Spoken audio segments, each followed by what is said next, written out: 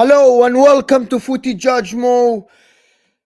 Listen, Bruno Fernandes was called stupid by Paul Scholes. We'll talk about it. Is he the worst captain in Manchester United history? Probably, or probably not. Calling out his goalkeeper and calling out players left and right. Well, he's the captain. He should take responsibility, but he isn't, of course. Kai Havertz is the player in form for Arsenal Football Club, and I got the best guy to talk about him. It's Northside, of course, here with me. And also, Haaland and Manchester City, are they going to smash Tottenham Hotspur? But also, one of the things that I read yesterday, which is crazy, Salah is going to sign a new deal, but the next article is saying Liverpool to sacrifice Salah for 150 million to sign Kylian Mbappe. We're going to have Mons, as you see on the screen. He's just finishing up his stream. Make sure to hit that like button. I got a great panel for you today. Of course, starting with the mighty Joe, with his Leeds United, of course, and the agenda against Manchester United. Joe, how are you feeling and how is everything going with you, man? And you muted, and you didn't unmute yourself, so you bottled it like your team got relegated last year. So you go down. It's as simple as that. It's all good, man. Yeah, listen, we won last night as well. So no, Wednesday, sorry. Yeah, is it? Yeah, I don't know what day it is, bro. But I'm happy, Mo. I'm happy to be on the channel. I'm happy to be with Mons, Northside, yourself. Everyone smash a like, all that sort of jazz. Let's go. Yeah, Northside is here to speak about all the teams, not only Arsenal people. He's here to celebrate with us 6-0. Fluid Arsenal. Arsenal might win the league finally, and him to be proven wrong. How are you? How was your trip? It was good? You enjoyed it? Good weather? Yeah, it was lovely, man. It was lovely. It was lovely to meet my dad after 31 years. It's great, to be with my dad in the mud. We took a special photo. You know what I mean? It's on the Instagram, in the mud, hiding in the mud. You know what I mean? Goosebumps, like the Arsenal fans say, goosebumps. Being back in the Champions League. Are we going to win it? We don't know. But yeah, it was lovely. Absolutely lovely being in the mud with my dad, Lee Gunner. And I see some comments are very happy that I'm here. Seem to abuse me, but care about if I celebrate or not. But we're going to get into that. You know what I mean? All this fake, if they really care about my opinion when all they do is cuss me. It is what it is, isn't it? But love for having me. Big up Mo and big up yourself. Big up both of you. And yeah, man, looking forward to the show and talking about other clubs, not just Arsenal. No. So I want to start with this Man United thing. And Paul Scholes yesterday, I'm going to start with Joe. Paul Scholes yesterday, Joe. Yeah. Is called, he didn't call Bruno stupid. He said that Bruno should take responsibility, and he's calling out other players while he himself is making stupid fouls. He's the one who he scored a brilliant goal, had the assist, performing all right, but at the end, you call two stupid fouls, two stupid free kicks that they scored, calling out your players, calling out Martial, saying, oh yeah, didn't pass, calling out Onana. Is like, we gotta be better. What about yourself? What do you think about that when a legend like Paul Scholes called out a captain of Manchester United? And by the way, just one last piece of information. Bruno Fernandes was asked about captaincy before the game, and he said, yeah, I think everybody's fine. Nobody's complaining that I'm captain of Manchester United. Did he? Wow, he literally did. It's mad.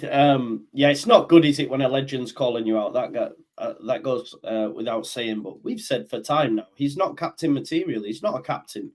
I actually thought Man United played well the other night, and I actually thought Bruno Fernandes played well the other night. Yep. But he was at fault because he gave away stupid free kicks, and you can't do that from your captain.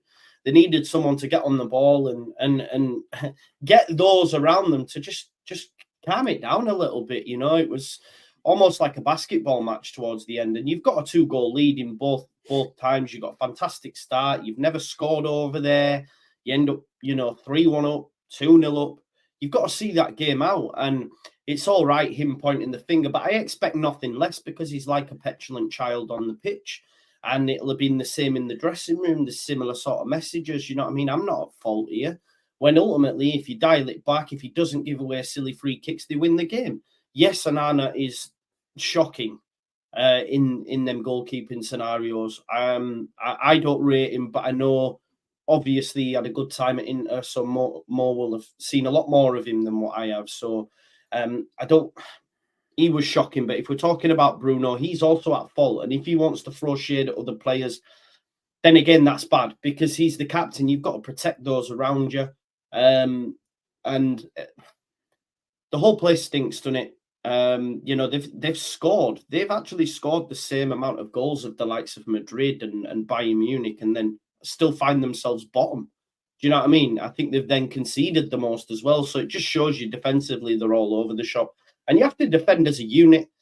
And you have to do that with your captain as well, right? Your captain needs to lead by example from the front, grab the game by the scruff of the neck, which he sort of did, but then relinquished it and then decided to be petulant and give away stupid free kicks, which ultimately cost them. So I agree with Paul Scholes, to be honest. And we've said a number of times more, they're going to leave themselves in another situation similarly to what they did with Maguire, where it's going to get to a point when they go, we have to take the captaincy off him.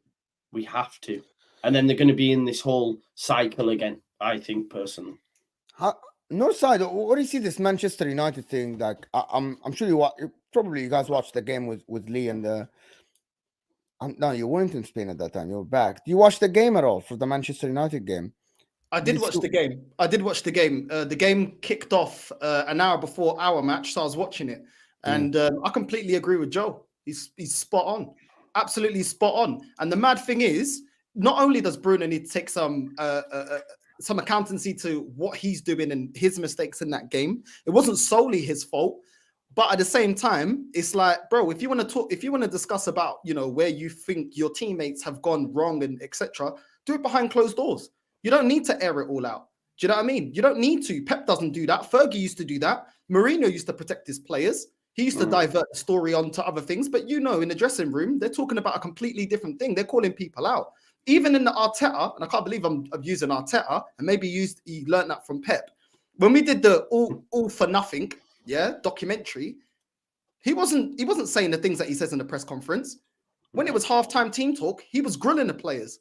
He was shouting at them. You're not doing this. You're not doing that. We're not doing this right. We're not doing that right. I'm not saying that he can't, you know, as a captain, call out certain players. You can do that. Do you know what I mean? But you don't need to do it in public. You protect your players. Do you know what I mean? Because that's the quickest way to lose your workforce. In a workspace, what do? You know which workmates are coming in late, taking advantage, taking too long on their lunch break. What does a manager do? What does a good manager do? He'll tell them off. He'll say we're gonna have a meeting, and he takes that person one-on-one. He'll do an overall thing where it's look, we all got to step up. And you don't call names, but the one-on-one conversation with the person that's actually taking the mick, that is when that person's called out. It's not called out in public. He's not called out in front of everyone. So I 100% agree with that. And the thing is, Ten Hag, that guy, that egghead, he needs to be sacked. That guy could have changed things at 2-1. There were signs before Galatasaray got back into the game. There was a cross, which they nearly scored, and Onana saved it. They almost scored from that. Onana clears it. And there was another chance where they got in and behind, over the top, and they scored. But luckily for Man United at that point in time, it was ruled offside. So there was warning signs already. Martial, I don't understand why he didn't start, because Rasmus Haaland wasn't good. Martial in the previous game scored a goal and a penalty. Based on form, he should be starting. Anthony only looked dangerous and running down the channels when they were on top. As soon as they were under the cosh, he went hiding, just like the rest of them. Then you're looking at the defense. You've got Lindelof. You got the two centre backs that start the team, but Varane can't get into this team. How does that make any sense? Maino played very well in their previous game. He doesn't get a game. Like, it doesn't make any sense, bro. Do you know what I'm saying? What is the team selection based on? Is it based on form or favoritism? Because there was a lot of players that played well against Everton, I believe, yet they were dropped. Yeah, but again, like, it's a game in midweek. But I want to talk about this weekend because this is a preview for the weekend. Manchester United go to St. James's Park to play Newcastle. And does anybody here think that Man United have a chance of winning against Newcastle or get a result? I'm going to say first, I don't think so. Why? I think Newcastle at St. James's Park. I said Chelsea would win. They annihilated Chelsea. Yeah. They annihilated Chelsea. They proved that Manchester United have a less day of rest. Newcastle have extra day. Both traveled. I think Newcastle will get some injuries back. I think Newcastle will actually win the game. Manchester United, the thing about Manchester United, they're not going to sit back. They're going to try to attack Newcastle. And Newcastle will play. They will play through that press because Man United aren't great in the press, especially against big teams. I think Newcastle will win the game. Alexander Isak was absolutely magnificent against PSG. Anthony Gordon is coming into the form now. I didn't like him before. I changed my opinion about him. He's absolutely fantastic. He's been doing great. Let me check who is back from injuries, because I heard that there are a couple of guys that are coming from injuries. But to be honest, anybody else can. Does anybody see Newcastle dropping point in this game? No, I'm like you more. Like, so I went against this Newcastle team last weekend because Chelsea looked like they'd hit some form and Newcastle have all these injuries. But I won't go against them again just because of what they did to Chelsea. And I actually watched that PSG game, and I felt really bad for Newcastle how it ended. But listen, it is what it is. I just think this whole injury scenario has galvanized them. They also will feel robbed for what happened in Paris. So again, that's another galvanizing factor, which coupled with the fan base, at St. James's Park, Lewis Miley, Lewis Miley is doing bits. I'm with you, like Anthony Gordon. I'd go as far as to say it's a shame that he hasn't had an England call up yet, because he was doing. See, now you're overhyping another English. No, player. no, I disagree, bro. Tell me what he's done. Tell me what he's doing different to Cole Palmer. Not that. Tell me what he's doing Joe, different. Don't you think he's hit and miss? No, I actually think he's doing better than Cole Palmer. There you go. Cole Palmer got a call up. Really? Don't you think he's a bit hot and cold? Because Cole Palmer got a call up last international. But don't you think Gordon's a bit hit and miss? Because he could have scored a brace against Arsenal. Like, sometimes his finishing leaves a lot to be desired at times. You know what I mean? He's a bit, when he's on it. And then when he's not, he just... Yeah, but he has AGA though. So no excuses. I'm a bit in the middle about him. I get what you're saying. I'm not. He's hot and cold. Yeah. But I think this season he has been very consistent. Yes, he's finishing. He's not, remember, he's not a striker. And he's like 22 years old. Yeah. And he played for Everton before. Everton, like, come on, just you get a chance every 10 games if you play for Everton. Now it's Newcastle. I think he improved a lot. I actually was wrong about him. This season he has been good, bro. Very active, aggressive, dribbles, goes to the goal, knows how to link up with teammates, not selfish. I think he has been very, very good. I think he's one of the most underrated players. For a 22 years old, that's his first season at Newcastle, and Harvey Barnes got injured, so he's been thrown in every single game, every single minute. Sometimes he would be playing forward, striker, and he's done decent. To be called up to England, I think he's still got a couple levels to go up to be called to England. But that's the point. Cole Palmer got called up.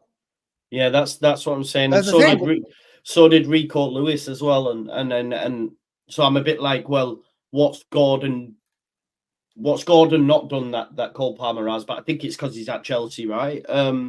But yeah, listen, I like Newcastle. I went against them last weekend. I won't do it again. Man United are a bit all over. Never. I would never go against them again.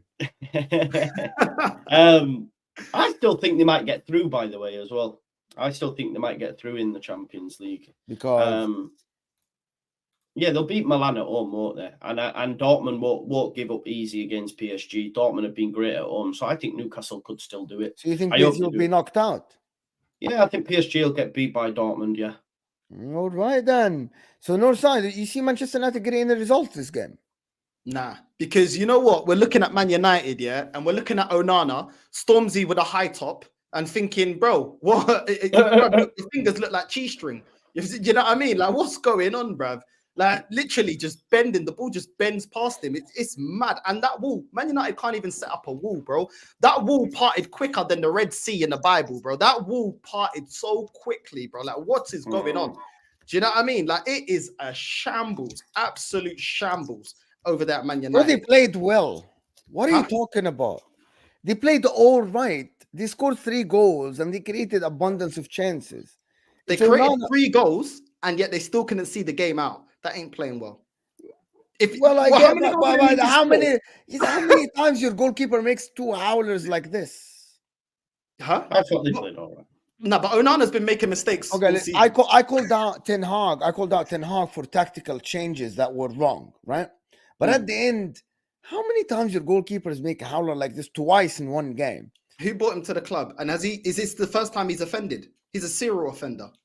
No, not for Inter though. He wasn't. We reached the No, I'm Champions talking about Man United. No, Yeah, Man for United Man fans don't United, care I what don't he's give doing a for fuck Inter, about bro. Man United. Man United like screwed him.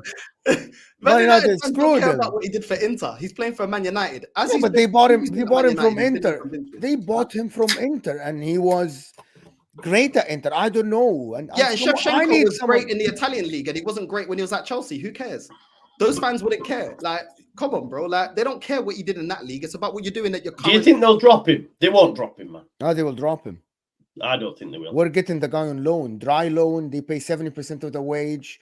We're paying 30%. I said it yesterday. Interview is being prepared in December. Di Marzio interview. Andre Onana not happy. Calling out the manager. Eric Ten Hag Love it. dropping him. That would And that we got defense as Onana well. on our January 1st. Onana's on our bench, bro. Did you We're see paying that? 30% of the wages.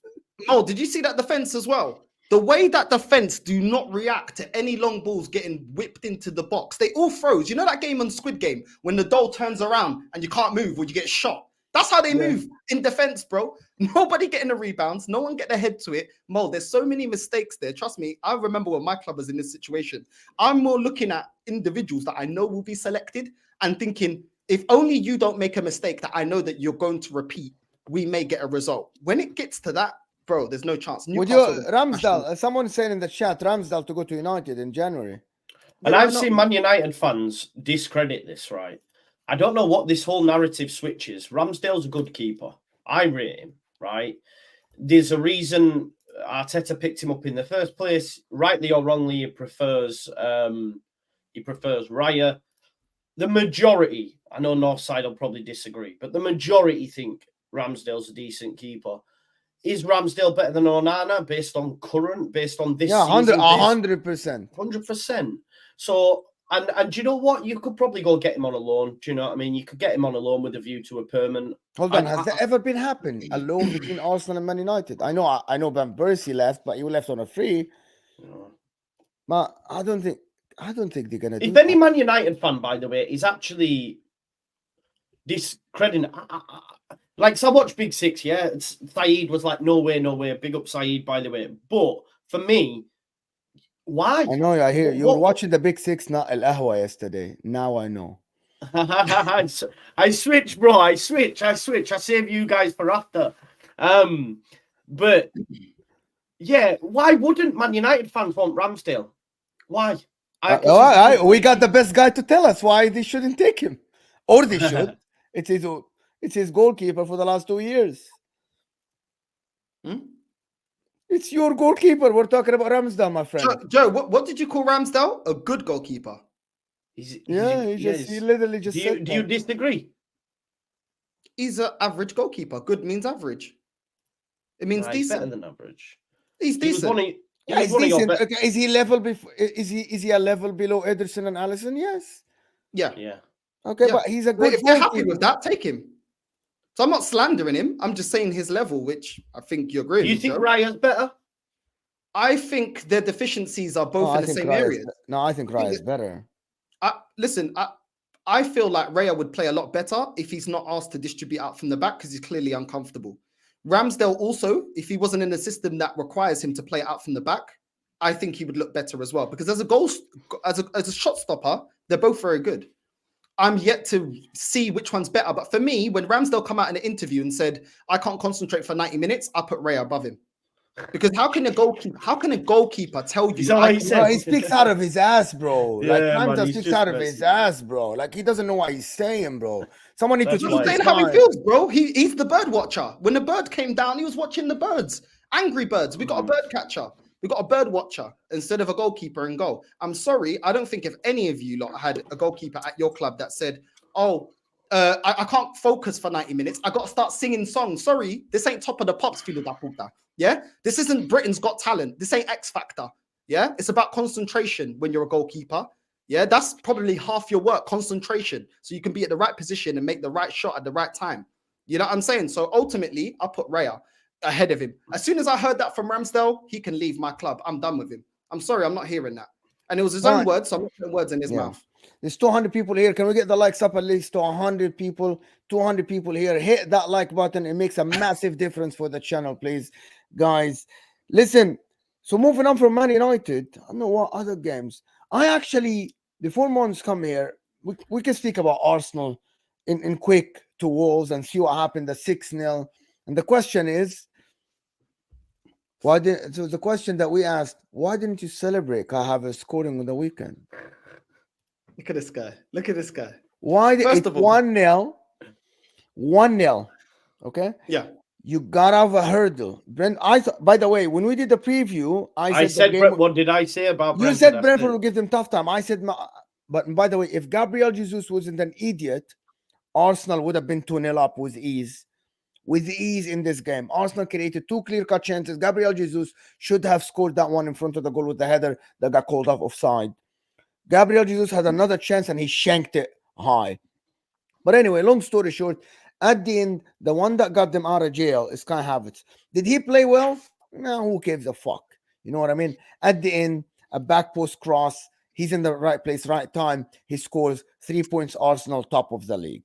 So he's been used right. Did he play well against Manchester City when he came on? Yeah, some long balls. And at the end, he put it down. Martinelli scored. From a deflection, not a deflection. Kai Havertz is one of the reasons Arsenal won against Manchester City. Yeah, is he playing well? I can't sit here and tell you he's playing well. He's absolutely shambolic. He's a shit player. Too slow for the Premier League. Too weak. But at the end, if Arteta is going to use him in these moments that get them 3 points, I don't think anybody can complain. And I don't know why Lee and Norsadi are complaining. The guy isn't. I'm telling you why. If he's starting week in, week out now, you guys get to complain. But Arteta knew that he made a mistake and he's not starting the guy. He's getting him off the bench to get some moments. That's it. So why are you complaining? Why didn't you celebrate? He's not a starter now. Isn't that what you wanted in the beginning of the season? You didn't want Kai Havertz to play. He's not playing. So why are you complaining? Yeah, like you just said, the player ain't good enough. And Yes, he's not. This goal means it's going to now justify this player starting in my team that ultimately doesn't bring enough to this squad and isn't good enough, nor can I rely on him. Yeah.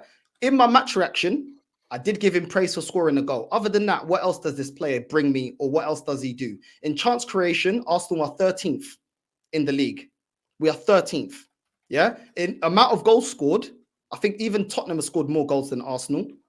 You know what I mean? So we aren't looking convincing. That game was a bore fest. When I was watching that game, I was drained. It was rubbish. Yeah. And at the dire embers of the game, we scored a goal. This is not sustainable. It's not sustainable. But nowadays, a lot of people get very excited because a player scores a goal. We spoke about Man United. Yeah. Bruno scored a goal. But when you watch the whole game, if you watch the whole game, he wasn't good enough for the duration of the game because he gave away 2 free kicks that led to goals. So ultimately, scoring a goal or an assist doesn't mean automatically you've had a great game. It's what you do for 90 minutes. So ultimately, this player ain't good enough. Yeah, he's not good enough. That game was boring. In phase 4, I'm expecting more from this player, especially when you paid £65 million for him. He's not been convincing. I think in 13 appearances, at that point, he scored something like 2 goals and 1 assist in 13 appearances. It ain't convincing and it ain't good enough. But I know this fan base, these filhos da puta will justify it because they're XG merchants, because they watch football highlights instead of watching football in 90 minutes, and they will justify this player starting week in, week out. And some people will say, oh, but he scored against Lens. The same thing that I said. We beat Lens. He scored 1 goal. What else did that guy do? Our most creative player was Nothing. Nothing. That doesn't matter. How is it that our right back is our most creative player in that game, and our midfield is still not creating anything? Is that sustainable? That's a different Is that story. sustainable? It's not. But hear me out. About Kai Havertz thing. I get what you're saying, right? If he starts him, you are right. He's an idiot. But if he doesn't start the guy and he off the bench, he comes in, scores the goals here and there, why are you complaining? Do it consistently and I'll change my mind. I didn't rate Ramsdale when he came to my football club. And he was good last year. And he was good last year. Exactly my point. He was consistent last year. If Kai Havertz is off the bench, scoring goals, getting assists here and there, being used, okay, you know what? Arteta bought shoes. The shoes are tight. They're very tight. He is trying to get them in his feet. He is using them when he doesn't have to walk, when he's only driving, he doesn't have to walk.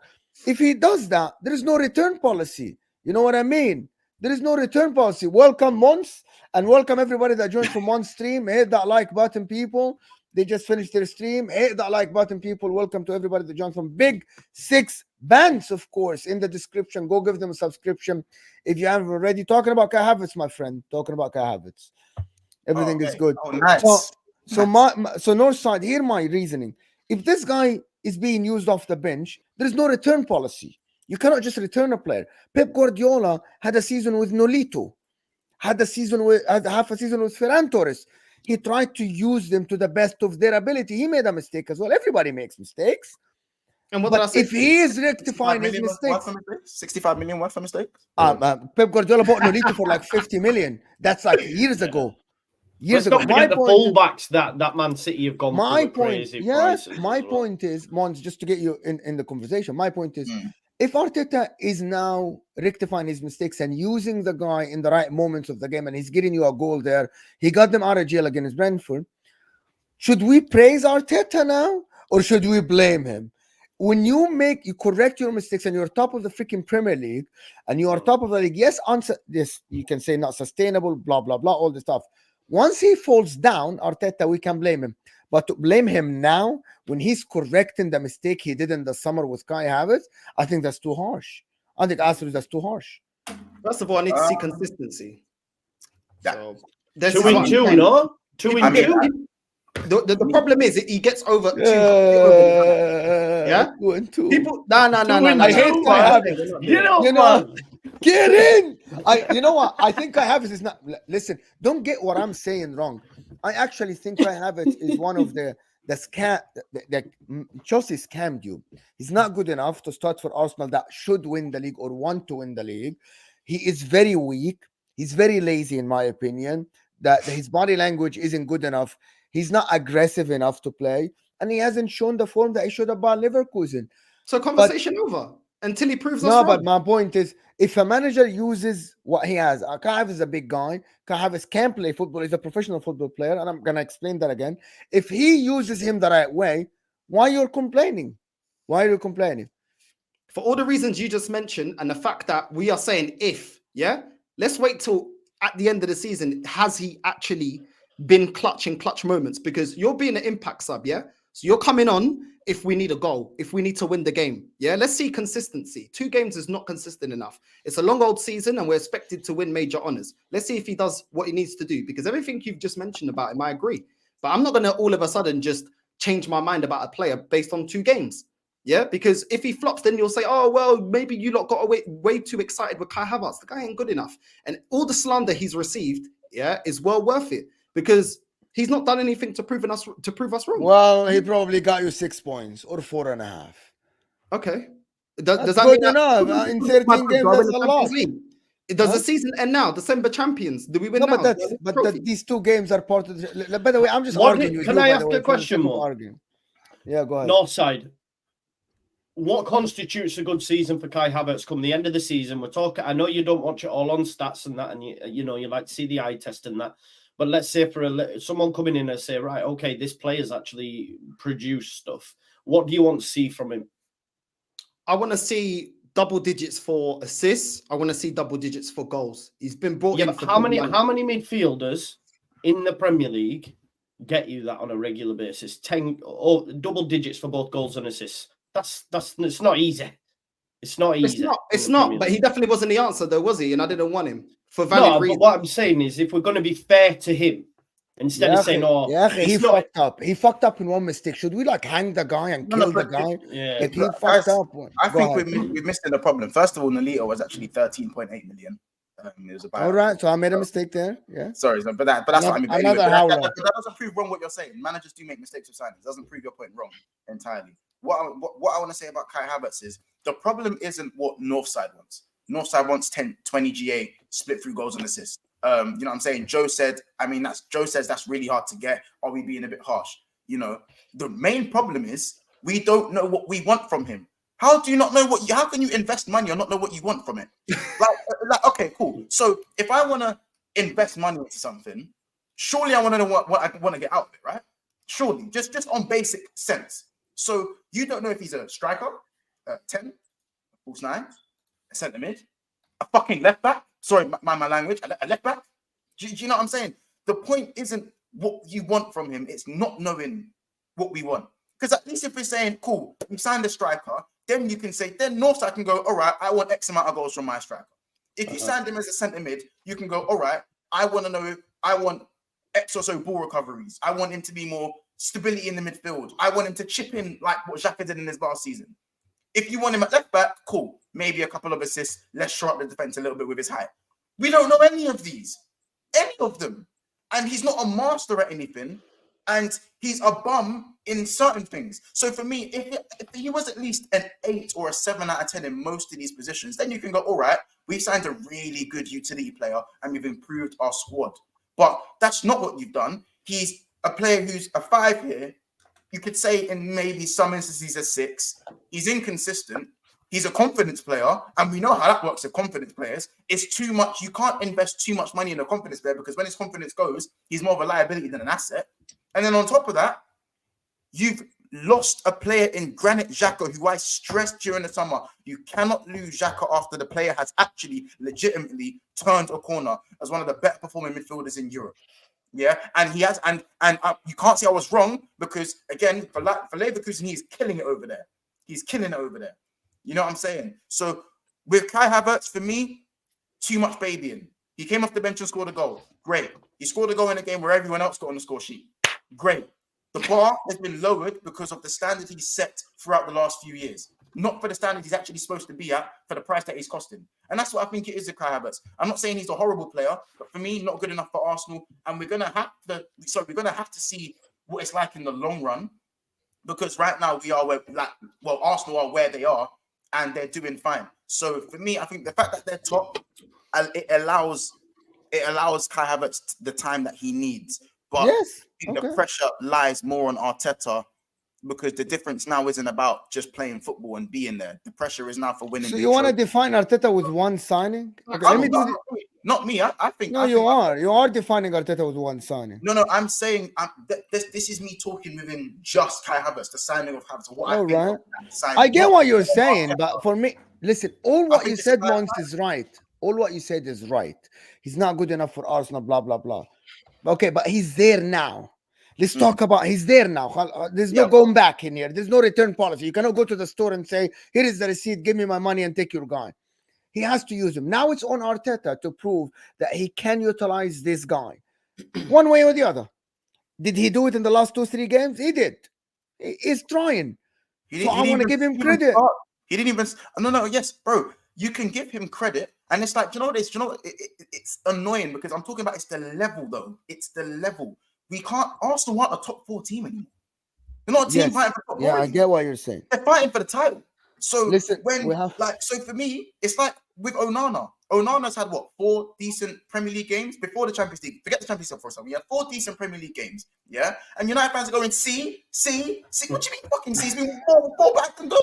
What do you mean see? Okay, he's doing his job. Stop giving man mad flowers for doing something he should have been doing consistently, and he's barely done it. Let me do these super chats because I want to move to the Arsenal Wolves game quickly because we want to move to the next ones. Ozan Kabak is saying, who wins right now if Inter plays Arsenal on 2 legs? I would fancy my team, to be honest with you. Arsenal don't have experience if it comes to the knockout stages. I think I'd fancy. We have better team, in my opinion. That's Arsenal get to semi-final, by the way. Minimum. Depends on the draw. I think they will. I'm backing them. I'm backing Arteta. No matter who they face. No matter who they face. No matter who they face. Do you know what as well, right? Imagine this North side. Imagine this, because I was thinking about this the other day, chuckling away to myself. And I was thinking about you and Lee. Because I was thinking, imagine Arteta brings you your first Champions League. Then what? Then what? Like, it'd be crazy, man. I've said it on multiple shows. If he wins me a major honor, then I'll apologize. Up until then, no. We need more. Yeah, I need a bet. I need something more. I want a T-shirt. I need like you. Like I don't know what it is. You go on a show with your wife, beat her. You go on a show with your jockeys. Like I want you shave your head. You get the man bun out. You do something. I want something here. No, if he wins you the Premier League, No, listen. If he wins the league or he wins the Champions League, I say thank you. Fuck You've off. done Thank you. what It's not enough. you've done. What fucking you've done. called out the No, guy. you've done. 50. You've I've been done calling your out the job. guy for years, bro. Bro, Thank you is not enough. listen, I'm a gas engineer, yeah? I don't get a round of applause every time I install a boiler. That's my job. That's the contract I signed, yeah? That's what I'm supposed to do, yeah? Nobody starts celebrating, oh, you've done so well this year. You've installed a boiler. Oh, it's my job, yeah? You've come to a big team. You are expected to win major honors. If not, why don't you go to the MLS? Why don't you go to another team? You know, here is the question, though. It's all I'm about the celebrating for last what he's thing. supposed to It's do. all about the standards. Where do Arsenal see themselves? You know, I asked people that, and they told me, "Well, yeah, we should win major honor, but you haven't won something in 20 years. So maybe you hold yourself higher than what you should. Maybe you only." Okay, think cool. so? If Inter doesn't win anything for 20 odd years, maybe you should change your I standards. did. on your I club. did. That's the Okay, difference. cool. I did. I'm gonna tell you the Okay, difference. then you like mediocrity. When I was in the gutter in the last, Then maybe when you I should go was, support let me tell you, when I was I in don't the know. gutter, let me finish. When I was in the gutter in the last 8 years after we won a treble, and we weren't even making Champions League, I wanted baby steps. I wanted progression. I never asked for, oh my God, even though every year I thought I would win the league, by the way, it would be December, would be first, and then we finish 7th later in the year. But I wanted baby steps. That's what I'm asking you to do. But it's up to you. You're a fan. You're your man, and I like. but the I like. process of the I like project- what you represent, and I like what the other fan base represents. But as well, the Mo, other side. no matter what you want to call whatever this project process, any of this idea you want to call, yeah. Eventually, if people are backing this, Yeah, you have to manager, win at some point. Eventually, You'll you have have to win, nah? Yes, of course. Okay, Of so course, what are we I doing? agree with you. Oh, I agree with What's you. the end goal of the project or the phase? What is win. the end? Whether You they win. say phase 6, phase 8, whatever. Eventually, yeah, even if they try to avoid it this season, oh no, we just put the pressure on champions, even though they never gave Liverpool under Brendan Rodgers a pressure on trophy. They never gave Poch a pressure on trophy for coming second when he comes second with Tottenham. They never give these awards out for our rivals. But when it's Arsenal, oh, we stuck the pressure on. Okay, cool. What do you get for that? Nothing. Okay. But end of the day, you can avoid it this year. You can avoid it next year. Eventually, there comes a point where what are we doing? What have we done? I don't know. When can we start demanding some success? Because these lot were very ruthless and very happy to get rid of Unai Emery after one season. Did he get time? Did he have all of his players? All the No, excuses. he didn't, and that was a mistake. No, but apparently when I say Simeone, oh, let's laugh, let's chuckle. Oh, okay, all right, let's chuckle because I want to back a manager that's actually been there and done that. Yeah, okay. In the same constraints that Arteta's working in this league, not having the best players, not having the most expensive players, not having the most money. There's still teams that have more. Let's laugh at that at Simeone. But this perception of, oh, we should back Arteta and he's a young manager, but no, that is the right decision. We should back him. He has no ask you something. When are you gonna back him this year? Okay, go into I want to do these super chats and then we'll go to the Wolves game because I need to go to Liverpool as well because I don't get months here every day. Aya is saying North side revisionism is a poor substitution for critical thinking. You don't know ball as much as you think you do. You are just another emotional fan. Okay, you might be. Can I respond to this? I'm gonna let you respond. By the way, we're not sitting here claiming that we're experts in football, right? Northside is a fan, I'm a fan, Joe is a fan, Mons is a fan. We try to explain things, we try to put our statements. So I don't think that's if you say I don't know football, that you're not insulting me. On Northside, you can respond. It's like, yeah, if you know so much, set up a channel, mate. Show us how easy it is. You know what I'm saying? True that.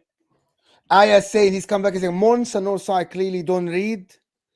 Arteta has said long ago he's buying Havertz for the 8th row. If he's by the way, let me respond to that. If he's doing that, he's wrong. Kai Havertz is never going to be an 8.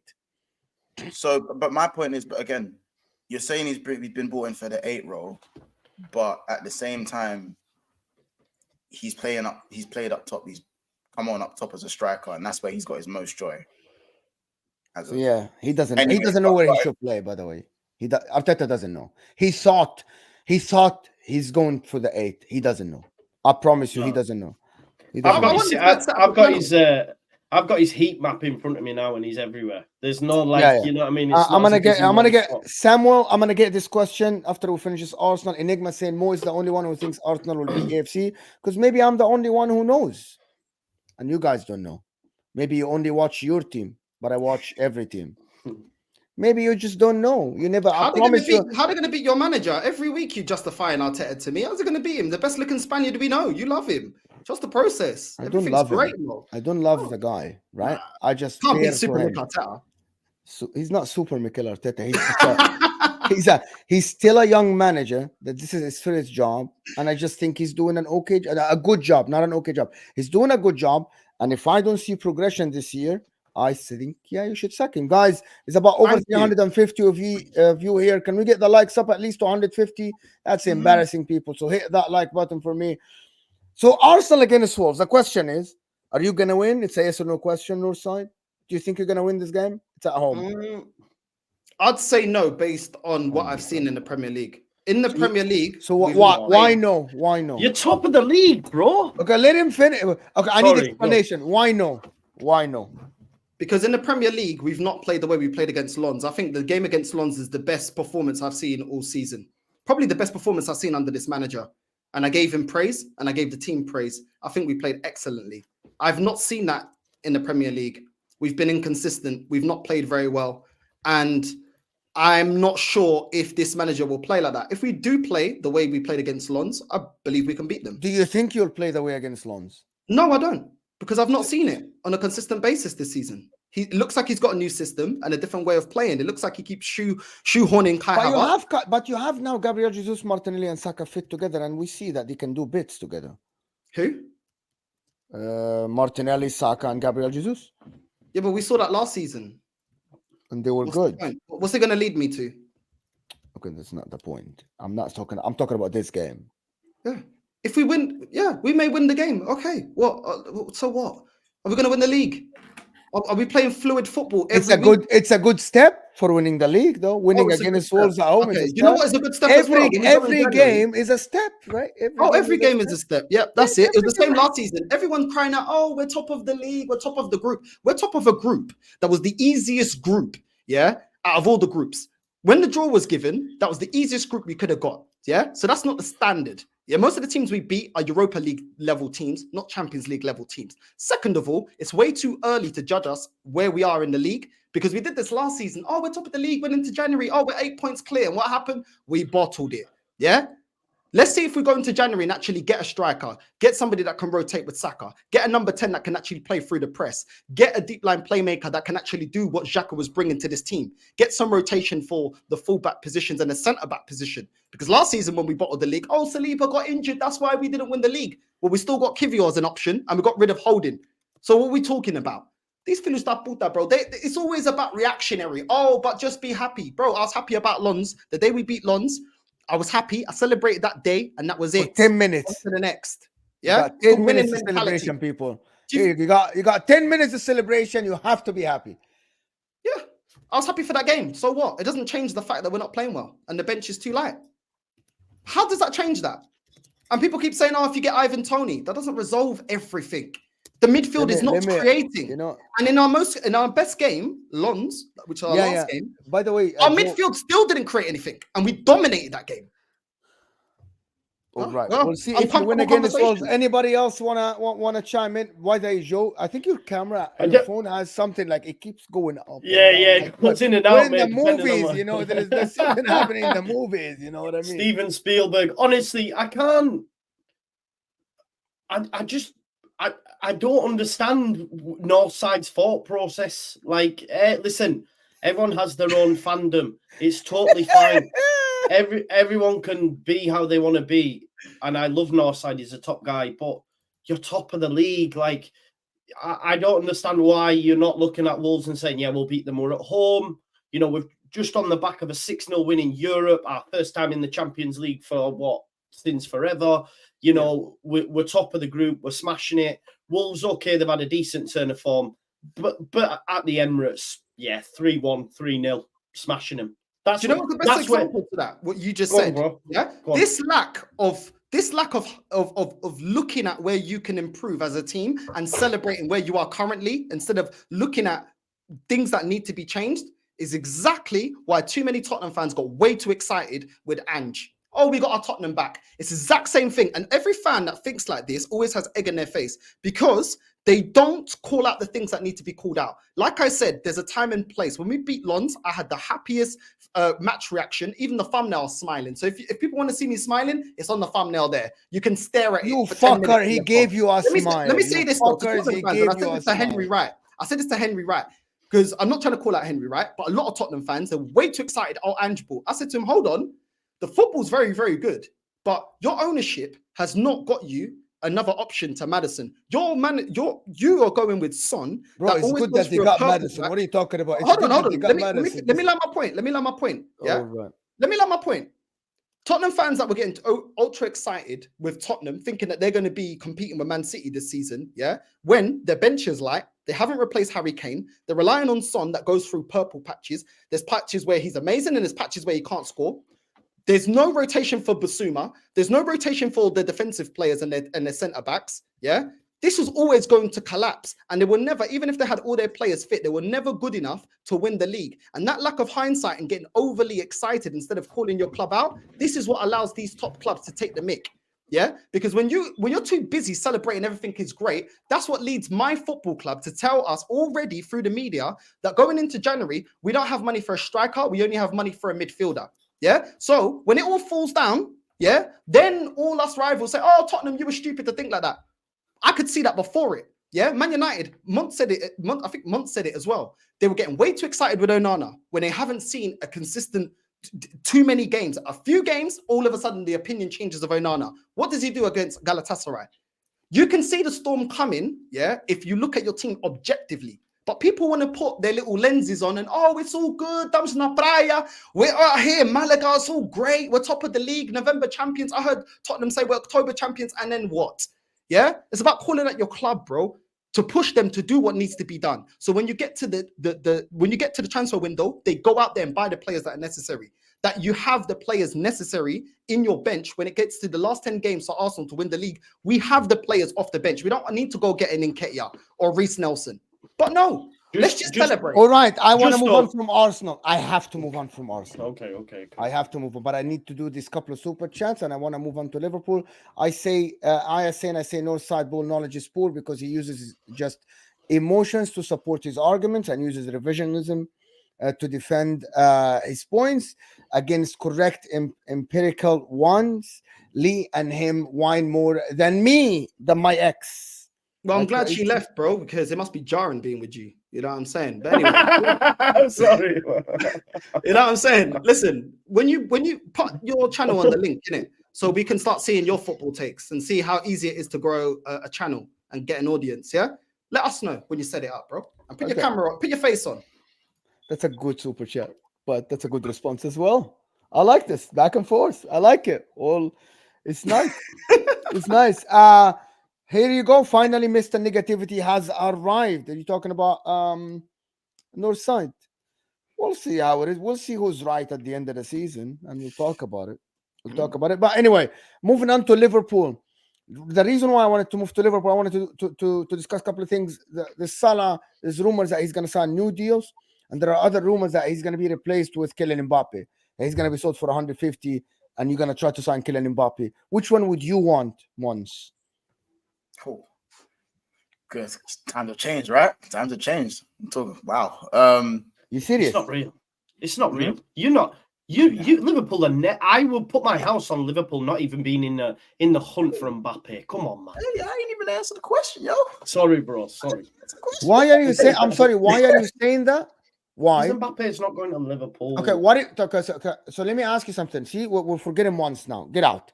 So why? If Real Madrid doesn't sign him, which they will. See, I'm telling you, because Real Madrid said they're pulling out of the race, right? They will sign him. Okay, I get what you're saying. Okay. But they said they're pulling out of the race. I'm telling you, hypothetical. If Real Madrid don't sign him, tell me what other club will Kylian Mbappe choose over Liverpool? I don't.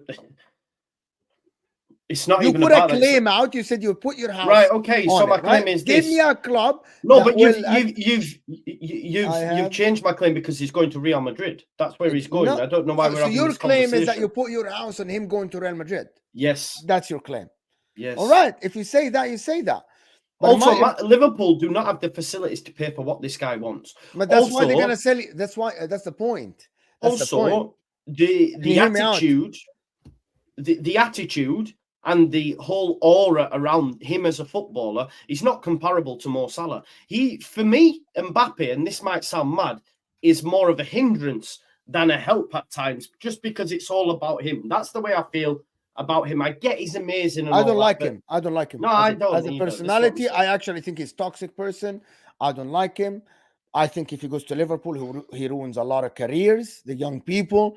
I think he's not a good example. That's just my opinion about him. The way he articulates himself, the way he plays on the pitch is not Jurgen Klopp's style of play. That's my point. No, I don't think. Mons, floor is yours. People are saying yes, we can. Can you afford Mbappe? But you're not listening to how it is. They're gonna sell Mo Salah for 150. So let me finish the sentence. Kylian Mbappe is free. That covers his salary for 2 years. Okay. That 150 million pounds covers the salary already for 2 years. It's a free transfer. Okay. And my point is, what I would say to you more, sorry, Monts, is even if they had that money spare, right? You think Liverpool are putting that in an Mbappe? I don't know. Get into the thing of going, let's take half a mellow on a free. Let's take Endo. You think they're then gonna go and spend this amount? I don't know. I am just reading the news. I'm not in the newsroom. Okay. Go. If the question is, can we afford Mbappe? Absolutely, we can afford Mbappe. But it would have to be at the expense of our best attacker and one of the best wingers in Premier League history, who is still very much in his prime. Bypassed Henry in Europe. Bypassed Thierry Henry. He's the best ever player to play in Europe for an English club.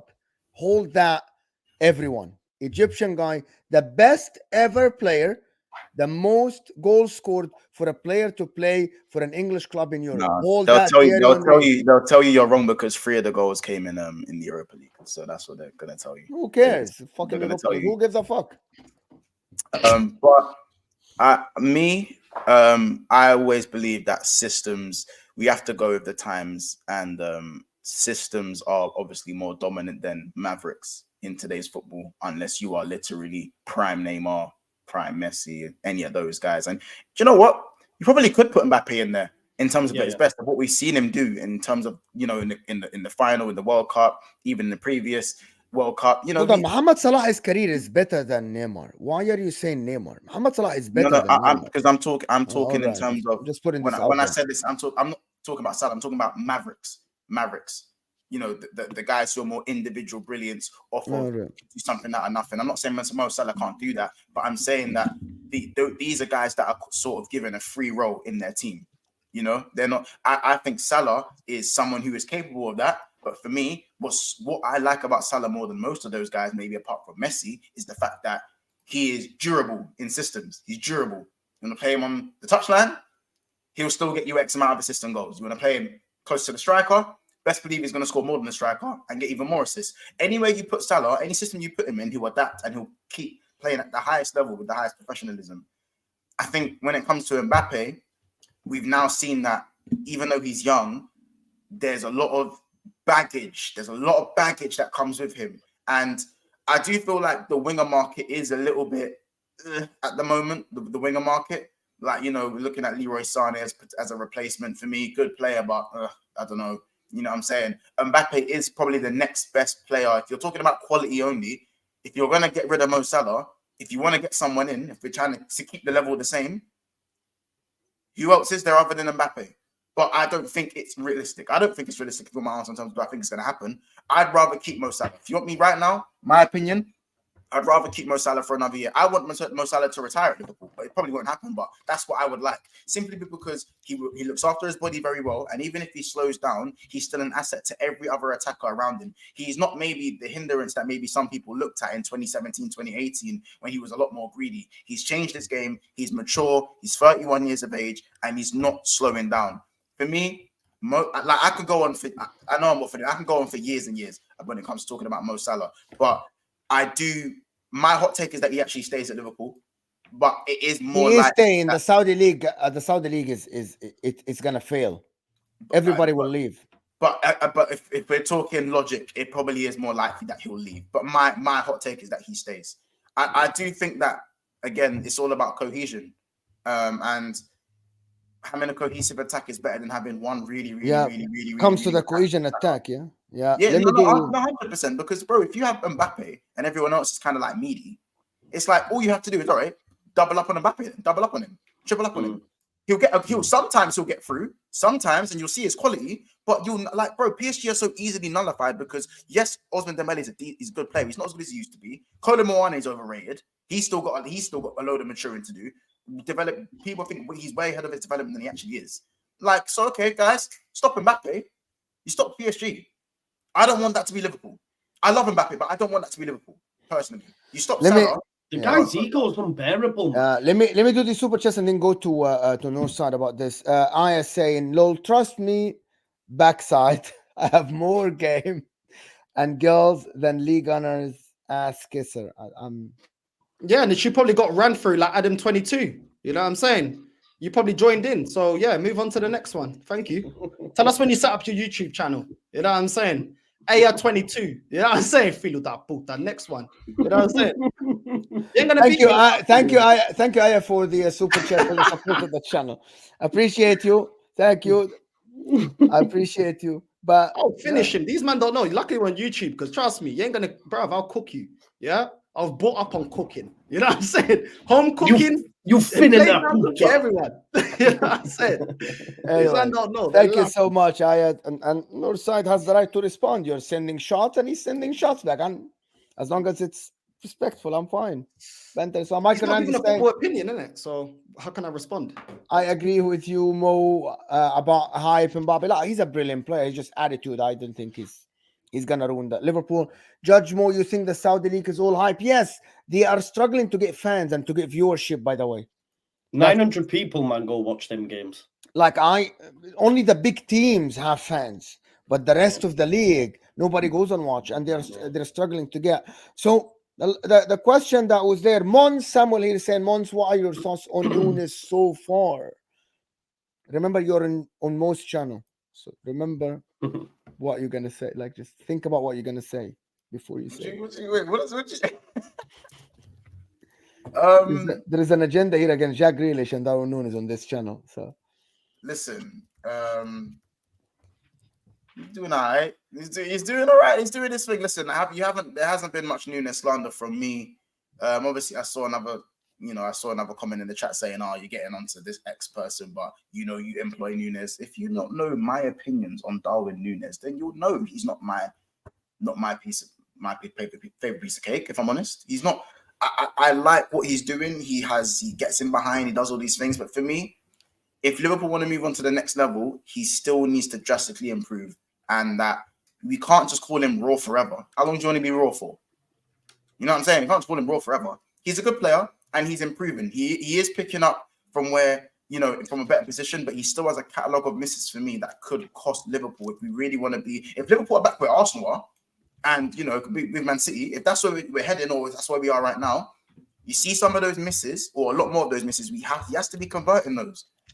I think his all-round gameplay has improved, but for me, I need to see it for a little bit longer, just a little bit longer for me. But I do like the improvement that I'm seeing, and that's why I'm not outing him 24/7 saying he's shit, he's this, he's that. I've always said he's going to improve, but it's to what level are we really talking about?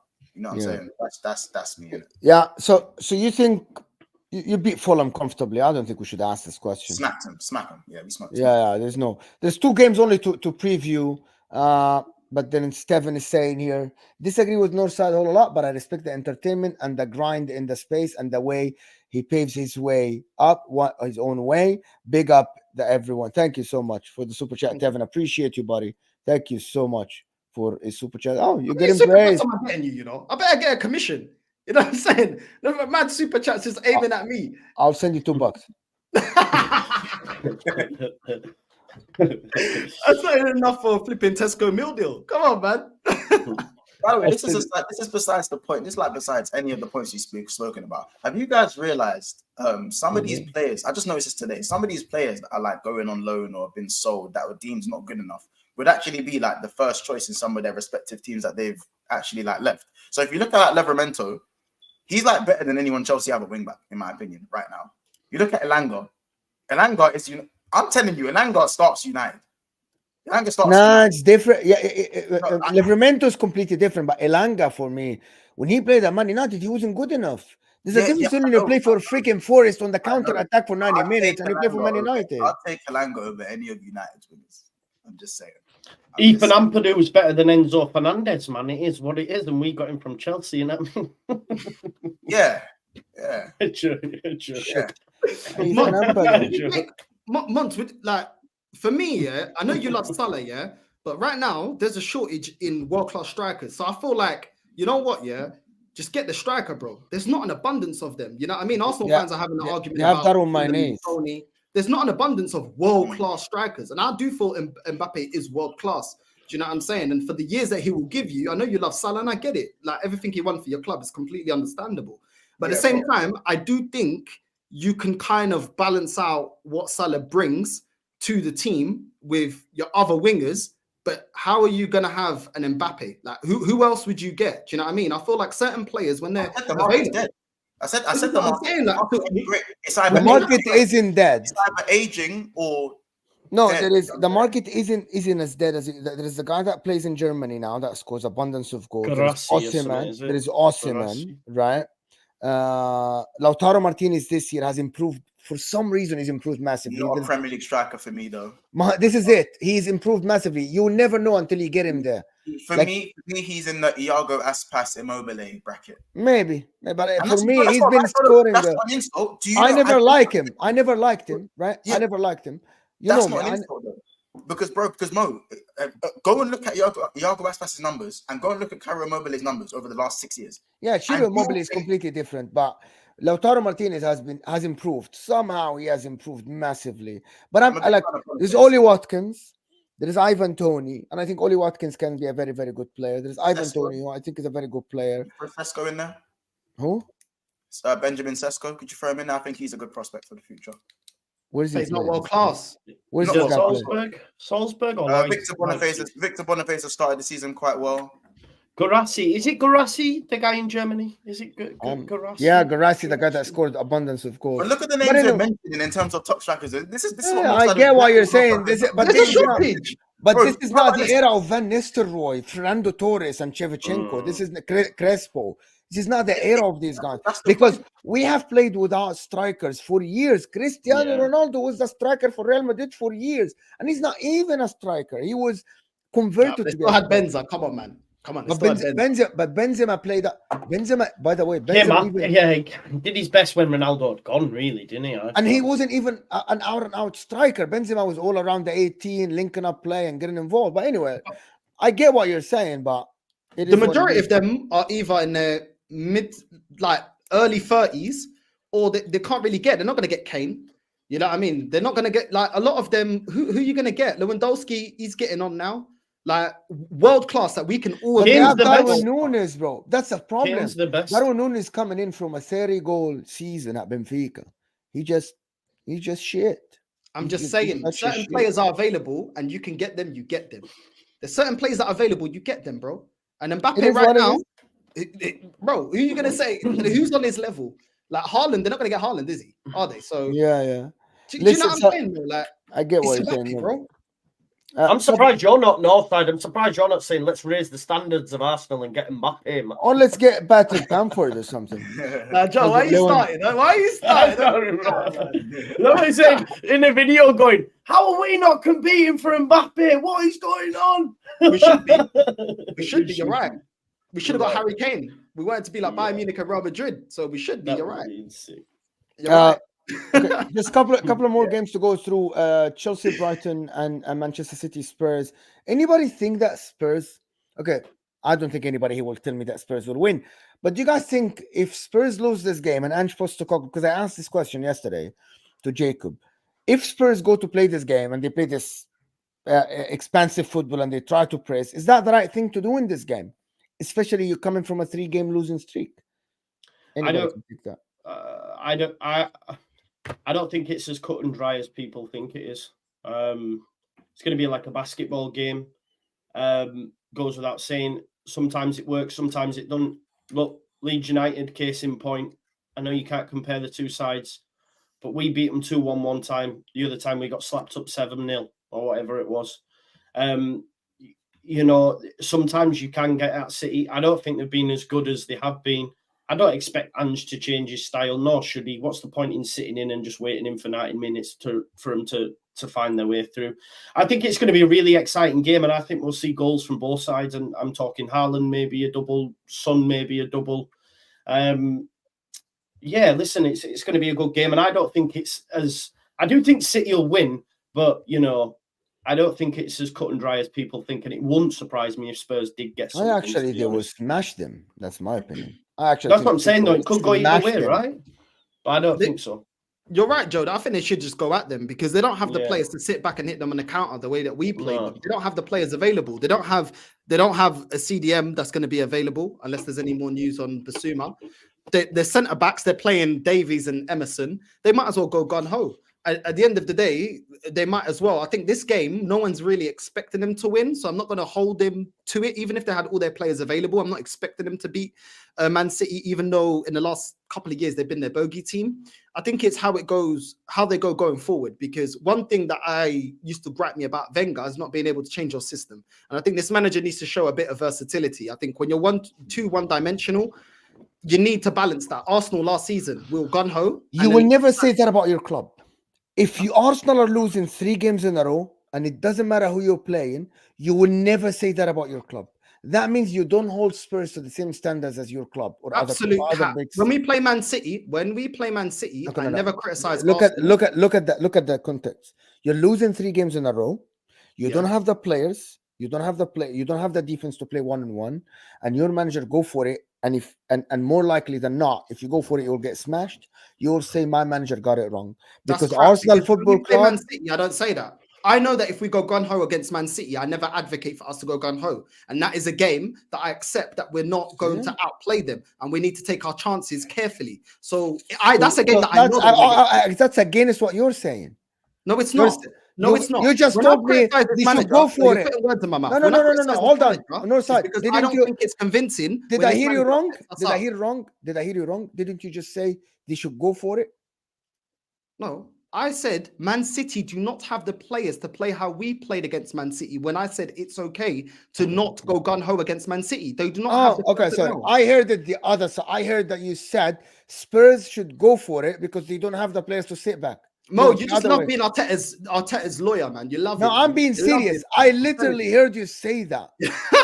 Any opportunity. Wallahi, I literally heard you say, I think Spurs don't have the players to sit back. They should go for it. Now, he must have a connection with you lot. You know what I'm saying? Arabs I'm being serious. Super Arteta fans, they love his hair. Bro. They love his hairstyle. There must be a connection there. 100%. Okay, maybe. Wallahi, I'm being serious. I literally heard players to sit back, Mo. So what is the point? They're going to be so hold on. So who doesn't have the players to sit back? Tottenham don't have a proper centre back available. Basuma, I've just heard in the chat. Apparently, there's news that he might be available. That's not enough. It is not enough. So I'm right. You think they should go for it and try to press Man City? Yeah, because they don't have the personnel there. So I heard them right.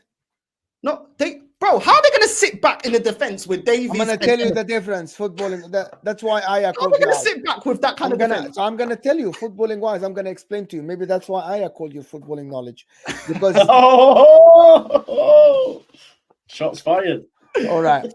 Because in football, when you press high, you are relying on individual abilities of defenders to stop attacks 1-on-1.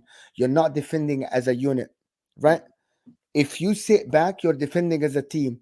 No matter who is there, you're defending as a unit. You're moving together as a team. Even if the player is lower quality, you're relying on your teammate being next to you and you're moving as a big line, banks of four or whatever you do, right? If they go forward, you're leaving a defender that is not a center back, one-on-one, that hasn't played that position for a long time, and they don't know how to defend the position and defend a big space because they aren't center backs. That's why I'm saying sit back. You have Son and Kulusevski to hit on the counter.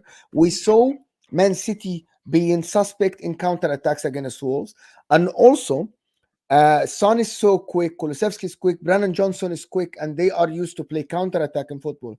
Imagine leaving Emerson Royal and Ben Davies to defend 50 yards of spaces against Haaland or Doku. I think that would be a suicide. Okay, cool. Well, put your Arteta tactics laminated. Forget Arteta. What is Arteta? What does Arteta have to do with me now? What does Arteta have to do with me now? Let me say mine then. Okay, put your Oh, Arteta tactics laminated sheets on the table, and let me tell you why. Ultimately, you're not going to sit there and tell me if they sit in deep, Davies and Emerson are going to be able to keep out Haaland and all their attackers. They're not, even if they sit in deep. Yeah. What is the best thing that they can do? They can attack and score goals. They cannot rely on their defense, even if they sit in deep. So make an abundance of chances for Son, that is not a world-class finisher in terms of consistently. Make an abundance of chances for Johnson, Hill, Kulusevski. You do not have a focal point in this team. So you need to make an abundance of chances to score goals. We saw them hit the post in their last game. They should have scored more goals. Yeah. So utilize your strength. Because even if they sit back, you're telling me they're not going to concede? Okay, so that the more likely you concede when you open the game in the first 10, 15 minutes is way more likely than you sitting back. And if your logic, if you're thinking that if when Tottenham try to go with press high, they're going to create abundance of chances, I don't think so. I think I think they're not going to touch the ball. My point is, I think when they get the ball, they should play expansive football, right? But when they lose the ball, they should be compact. I'm not telling you for them to just play long balls. I'm telling you, they get the ball, they play their expansive football. They open up, but they don't lose the ball. But once they lose it, they have to be very compact and they have to have the lines close to each other and not press Manchester City. Because the reason why I'm saying that, because even if Son tries to press Kulusevski, Spurs don't have the midfield to press Rodri or whoever is going to play in the midfield and dispossess them, and they will be able to bypass the press. And now you have a whole Man City team facing you face to face with 4 defenders. That's my point. I'm talking tactically here. I'm talking you do not leave your defender dry alone to defend Haaland one-on-one. It's better if you double on Haaland, but that happens only when you're compact. If they have Van de Ven who's so quick or Romero, I would say yes, go for it. Gamble. But you can't gamble with Emerson Royal and Ben Davies. It's an uncalculated risk. I think both ways they lose anyway. I think both ways they lose anyway, if I be completely honest. Okay, now we're talking. I think both ways they lose anyway. But I think they might go down fighting. They might as well. If they go forward and they try to press Man City, I think they might lose 6 or 7-0 or 7-1 or something. If they sit back, they might lose 2-0, 3-1. That's my point. Have Man City been that convincing going forward? When teams try to press them, they score a lot of goals. When teams try to press, I'm not talking about the teams.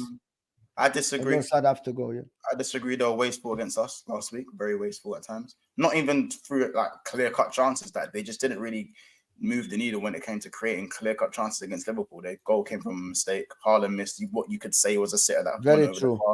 Apart from that, but maybe that's because the quality was a bit higher in terms of. But that's what I'm saying. They don't have a Van Dijk. They don't have someone to defend. That's what if they had Romero and Van de Ven, I get your point. But they have Emerson Royal and Ben Davies. But anyway, Northside, I have to go. Thank you, Northside, for being here. We're going to just go for 2 minutes to Chelsea and Brighton. Thank you so much. Appreciate you, buddy. Big up, Joe. Big up, man. See you later. Thank you so much. Every time, bro. Legend. We go Monster Wise. Look at this. Yeah. I like that. I like that, bro. Matty big and extra white. Yeah. Listen, the last game is to be honest, I want to talk about Chelsea Brighton. I think it's a very tricky game for both teams. For both teams. Because I'm not sure who should play what type of football this game. We know Brighton will press high, but I don't know what Chelsea should do. I try to think about it. I don't know. It's at home. I The think Stamford look, Bridge. the thing is with Brighton, I think with Brighton, the issue with them is that they're conceding way too many goals. And now that they don't have Lewis Dunk, it's like, I understand they're kind of sticking to his style, but Which is stupid, huh? Right? Stupid. I'd say naive. But if you look at Brighton's attacking outlet, they have got 28 goals this season. And do you know who that's equal with? The team who supposedly have the best attack in the league, and Liverpool Football Club. That's more than Arsenal. So Brighton haven't had any issues putting the ball in the back of the net. So I feel like if they do go to a more pragmatic style and maybe sit back and don't play their high pressing, then I think that's a weakness for them, simply because it's going to affect their goals, the amount of goals they will put. It will lower their XG, as everyone likes to say that stat. And defensively, they don't have Dunk. So sitting back for me isn't going to... Whether they sit back or whether they press, I don't think it affects their defensive style, honestly, just because of how, with their main centre-back missing. I look at Chelsea. I think they're there for the taking. They haven't been very good at the bridge. They're very vulnerable. Going forward, they've looked a little bit better, but everyone knows you don't know what Chelsea you're going to get. I just think if Brighton play their game, I think that's the best way they can get a result. I do think, though, with Raheem Sterling in good form, Chelsea, there's always going to be something there. And Chelsea are, but I don't know, man. It's a difficult one. It's a very hard game to call, but I would say just the fact that it's such a hard game to call at the bridge, Brighton going to the bridge, that shows where Chelsea are at. Yeah. Mediocre. I thought they turned the corner. Apparently, they didn't. Oh, you fell for that one as well. Oh, you fell I for did. the fourth time. They said that after the Liverpool game, said after the Arsenal game, said after the City game. No, but to be honest with you, they actually played well in the first half against Newcastle. They actually created chances. And when they came 1-1, I thought they would have won the game.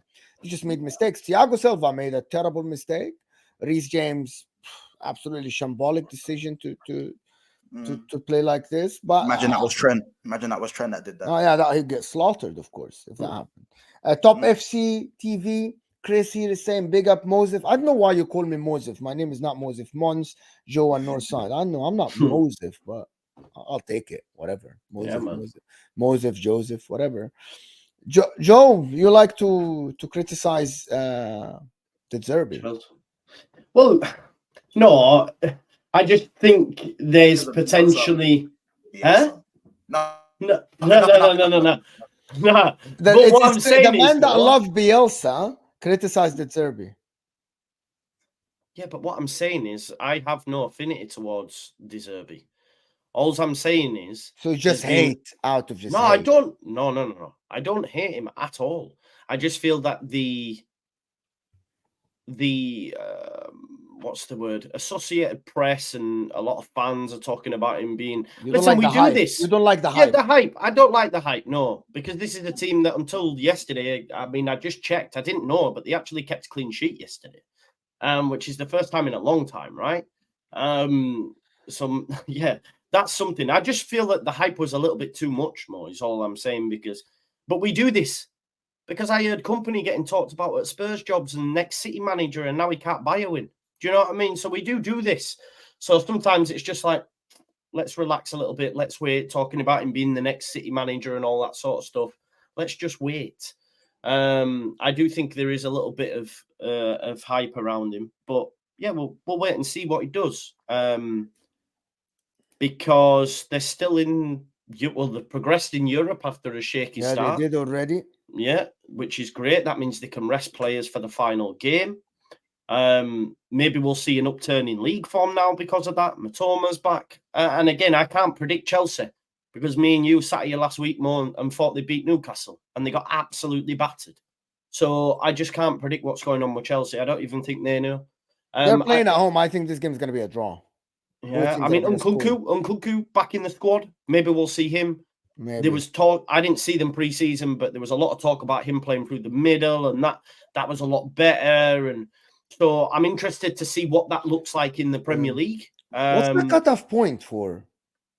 That's the question. Poch or? For Poch. There's no. What's the cutoff point? You've got to give him to the end of the season, man. They can't keep doing this, Chelsea. You think Chelsea Football Club sitting 10th comes December or January is all right? No, I'm not saying it's all right, but they have to do. For me, they've changed tack, right? They've gone from Abramovich, who's win at all cost. I know the fans still haven't changed tack, but they need to. They've gone for project players. They've gone for longevity. They've gone for long contracts. So they have to give a coach time. Otherwise, because it just doesn't work. You can't have, for me, win at all costs, yet buy these players. Because none of them were really ready. So they need to give the coach time to, a bit like Arsenal did with Arteta. You can't have both. For me, What's the cutoff point? Well, I don't think they'll sack him. They've got. There is none. There is none. No, not this season. None not for this you. Season. No, not this season for me. Mons, is there a cutoff point for this guy? Yes. Well, yes, more yes than no, because there's a certain quota you have to hit, regardless of whether you're at the top of your game or whether you're in a rebuild phase. You know, like if Chelsea were sitting maybe sixth, I mean, even that would probably be an issue to a lot of Chelsea fans, but at least you can say, all right, we're in and around it. We've got European football, we're in and around it. But when you're 10th, partying with the likes of Fulham, Wolves, Brentford, no disrespect to those guys, but you know what I'm saying? With all the money spent, it's hard to allow it to run. And I think that the issue is with projects. Clubs like Chelsea and Manchester United, especially, who spend a lot of money, it's just very difficult to have patience with a fan base that have never been deemed to have to need patience. See what I'm saying? These aren't really project clubs anymore. Maybe United back in the day, but they're not project clubs anymore. You know, it's very much win now. You know, you kind of have to win now or there's an issue. And even if Chelsea are trying to change their philosophy into a project club, they're still spending high abundances of money. So they're investing so much. And it's adding pressure that doesn't actually correlate to a project. Do you know what I'm saying? If they really believed in projects, if they really believed in time and longevity, Potter would still be here, regardless of where they finished. Graham Potter would still be here. Do you know what I'm saying? And they'll believe in his vision long term. And they say, all right, cool, we'll give you the season, regardless of what happens. We want to see where the second season is where you get judged and where, you know, repercussions are going to happen. But no, they've already got another manager.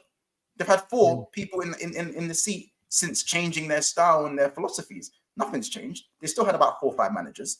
They're still spending a crazy amount of money. And half the fans want him out.